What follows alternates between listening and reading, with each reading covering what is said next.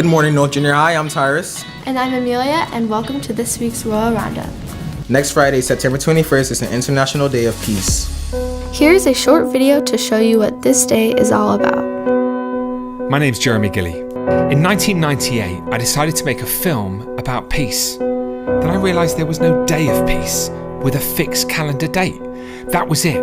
I was going to try and establish the first ever annual Peace Day, a day of global ceasefire and non-violence, a day for everyone to become involved in the peace process.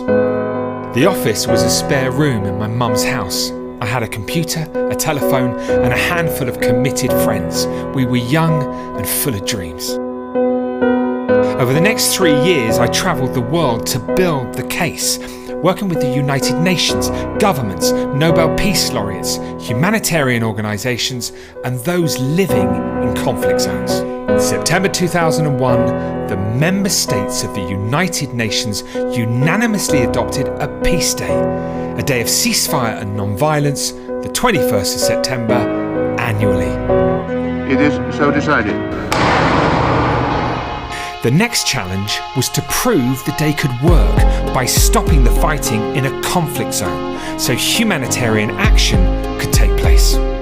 After 3 years of campaigning, that goal became a reality in Afghanistan, where in 2007, due to everybody's hard work, particularly the United Nations, Peace Day agreements were reached with all sides, including the Taliban. As a result, 10,000 health workers were able to vaccinate 1.4 million children against polio on Peace Day.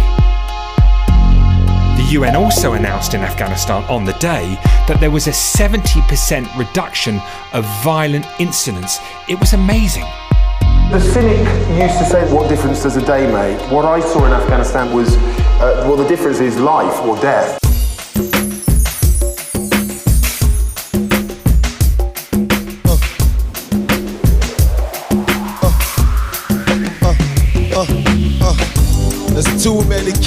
Afghanistan was the launch pad that Peace Day needed. Approximately 95% of the world's violence happens in our homes, communities, schools and places of work, so we actually all have a role to play in decreasing violence. From 2007, we've dedicated ourselves to institutionalising Peace Day. It's a massive cause. I'm going to do it, and I want you to do it too. In 2002, on the first Peace Day with a fixed calendar date, we monitored a few activities. By Peace Day last year, over 1 billion people are now aware that the 21st of September is Peace Day, with millions of people involved in peaceful action. The institutionalisation of Peace Day is working, and it will continue with your support. Together, we can make this day a day of global unity, a day of action, a day when lives are saved. So what will you do to make peace on the 21st of September? Follow us on Twitter, Instagram, LinkedIn and Facebook and get involved. By working together, there will be peace one day. Our circle question for Monday will be, what are some ways you can make peace right now in your community? Think about that over the weekend and bring your ideas to C2 on Monday as we prepare to observe the International Day of Peace next Friday. That's all the announcements we have for this week. But before we go, we'll be choosing our Pride winners.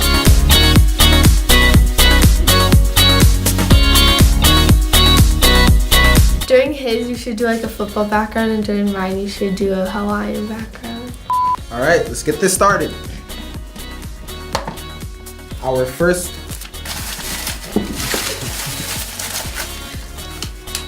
first winner is Ivan Tao, 8th grade, for showing pride. Alright, our second winner is going to be Gabby Rosenberg in grade 7. Being excellent. I know her. Our third winner is Angel A, 7th grade, for being excellent. And our fourth winner is going to be Charlie Palmitter in grade 7 for being excellent. Our next winner is Tara Paschke, 7th grade, by Mr. Lee for being respectful and determined. Our final winner is going to be Remy in 9th grade for being excellent.